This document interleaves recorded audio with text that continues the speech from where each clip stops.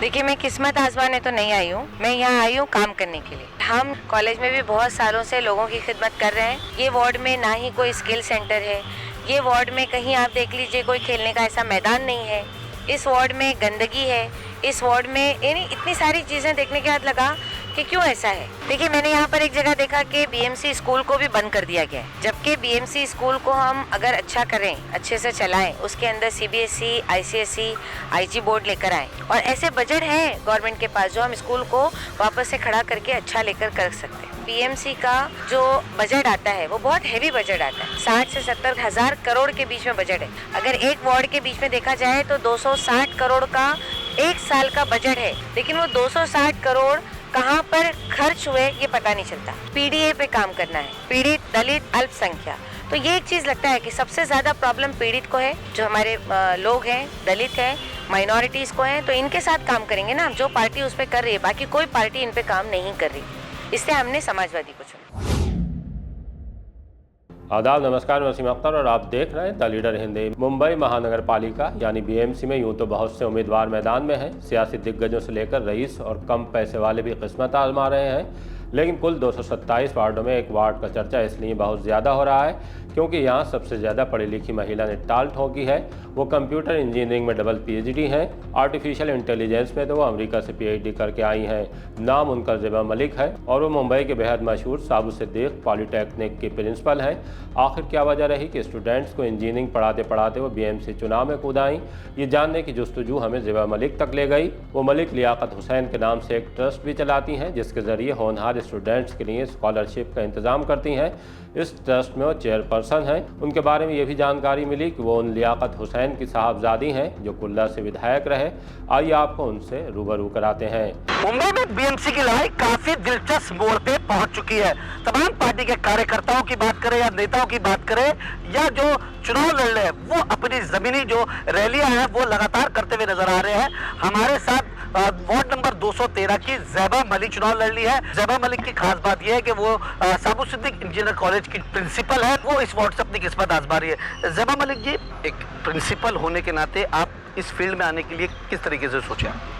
देखिए, मैं किस्मत आजमाने तो नहीं आई हूँ, मैं यहाँ आई हूँ काम करने के लिए, क्योंकि हम ज़मीनी लोग हैं, हम काम करते हैं और हम यहाँ पर कॉलेज में भी बहुत सालों से लोगों की खिदमत कर रहे हैं।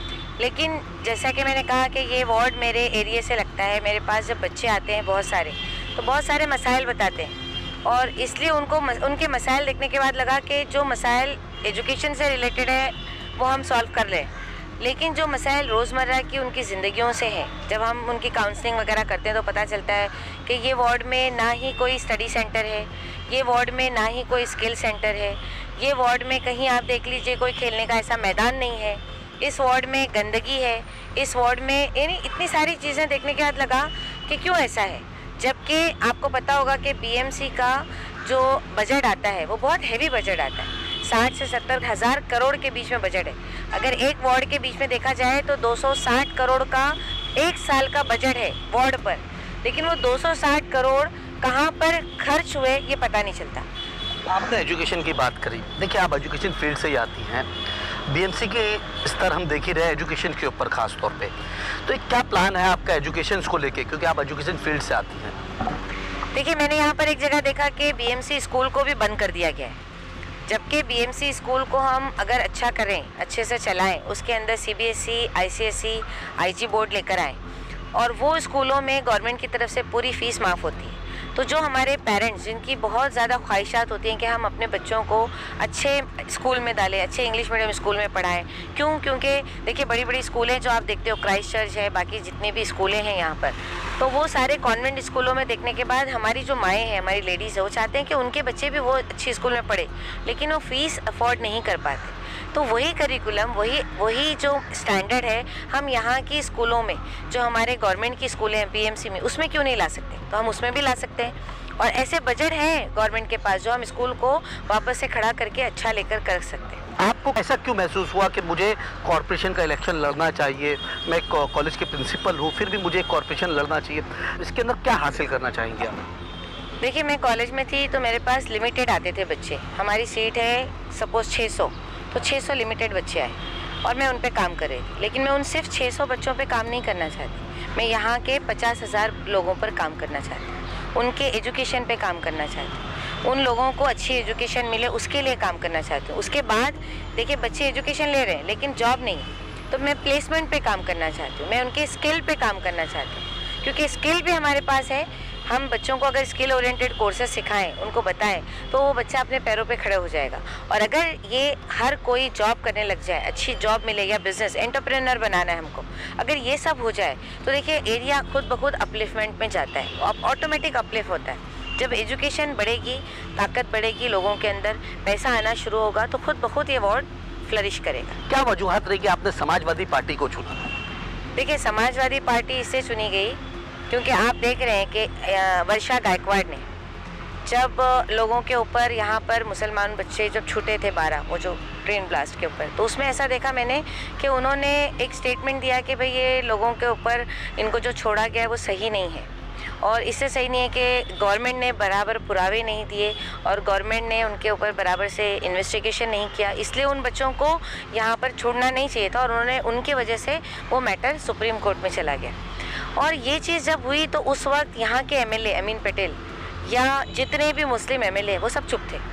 तो आखिर वो चुप क्यों थे? तो जब उनकी ज़बान, इनकी पार्टी उनको ज़बान नहीं देती, समाजवादी हमको ज़बान देती है, बोलने का हक देती है, राइट देती है, जिस पे हम बोल सकते हैं, और समाजवादी के नेता खुद बोलते हैं। अबू हाशिम आज़मी बेबाकी से हर मसले पर, चाहे वो कोई भी मज़हब का हो, चाहे वो कोई भी पार्टी का हो, लेकिन अगर मसला है हमारे कौम का, हमारे लोगों का, तो वो बराबर उठाते हैं। और उन्हीं को देख के हमको लगा कि एक ही पार्टी है और अखिलेश यादव जी का जो विज़न है कि पीडीए पे काम करना है ना, पीड़ित, दलित, अल्पसंख्या, तो ये एक चीज़ लगता है कि सबसे ज़्यादा प्रॉब्लम पीड़ित को है, जो हमारे लोग हैं, दलित हैं, माइनॉरिटीज़ को हैं, तो इनके साथ काम करेंगे ना, जो पार्टी उस पर कर रही है, बाकी कोई पार्टी इन पे काम नहीं कर रही, इसलिए हमने समाजवादी को चुना। चुनाव के बाद क्या ज़ैबा मलिक को फिर से साबु सिद्दीक में प्रिंसिपल के पद पे देखा जा सकता है?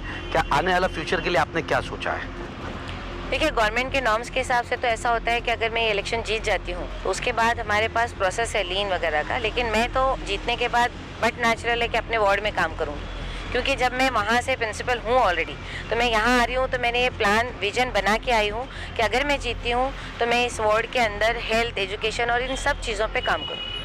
देखिए समाजवादी पार्टी की नेता ज़ैबा मलिक, जिनका साफ तौर पे कहना है कि एजुकेशन जो है वो बच्चों के लिए मस्ट है, और बीएमसी का बजट की बात करें तो 70,000 करोड़ से ज़्यादा बीएमसी का बजट भी है, लेकिन मुंबई की एजुकेशन की बात कर ले या बीएमसी स्कूलों की बात कर ले, काफ़ी खस्ता हालत है। अब देखना ये होगा कि इस वार्ड से किसको जीत मिलती है। द लीडर के लिए अमजद खान, मुंबई। बहरहाल ज़ैबा मलिक के इरादे तो नेक हैं। उन्होंने कहा है कि पढ़े लिखे शहर में पढ़े लिखे क़यादत होनी चाहिए। इलेक्शन इक़्तिदार के लिए नहीं, निज़ाम को बेहतर तरीके से चलाने के लिए लड़ रही हैं। उनकी बातों में तो दम है, लेकिन वोटर को ये कितनी पसंद आएंगी इसका फैसला 15 जनवरी को होगा। तब तक इंतज़ार कीजिए और देखते रहिए द लीडर हिंदी।